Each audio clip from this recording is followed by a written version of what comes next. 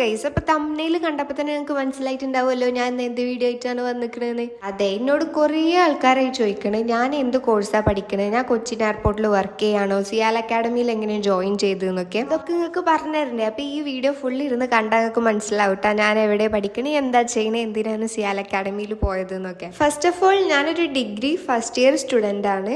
ഞാൻ എടുത്ത degree course ഏതാണെന്ന് വെച്ചാൽ bachelor of travel and tourism management. അത് ഇപ്പോൾ 4 ഇയർ ഡിഗ്രി പ്രോഗ്രാം വന്നുകൊണ്ട് എൻ്റെ കോഴ്സ് 4 ഇയർ വരെ ഉണ്ടാവും.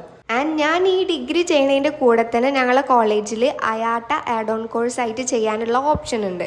That is why we have a 10-day training programme at CIAL academy.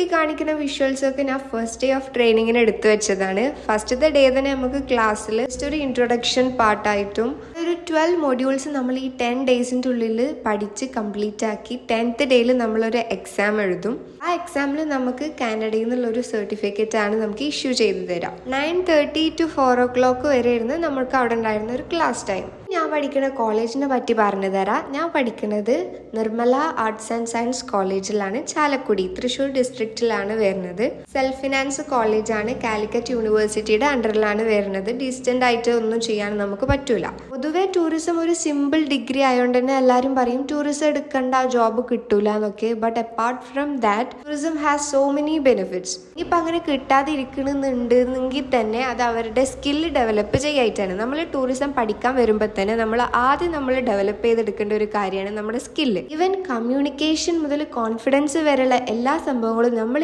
ഈ ഒരു ഇയറിൽ ഉണ്ടാക്കിക്കൊണ്ടിരിക്കണം. എന്നാലേ നമുക്ക് ഇൻ്റർവ്യൂസ് ക്രാക്ക് ചെയ്യാനൊക്കെ പറ്റുള്ളൂ. അങ്ങനെ ഞങ്ങളെ 10 ഡേയ്സിൻ്റെ ട്രെയിനിങ് പ്രോഗ്രാമൊക്കെ സിയാൽ അക്കാഡമിയിലായതുകൊണ്ട് അടിപൊളിയായിരുന്നു. ഇനിയിപ്പോൾ കോളേജിനെ പറ്റിയിട്ടുള്ള വിവരം ചോദിക്കുകയാണെങ്കിൽ it is A private college. Self finance ആയിട്ടാണ് നമ്മളവിടെ ചെയ്യുന്നത്.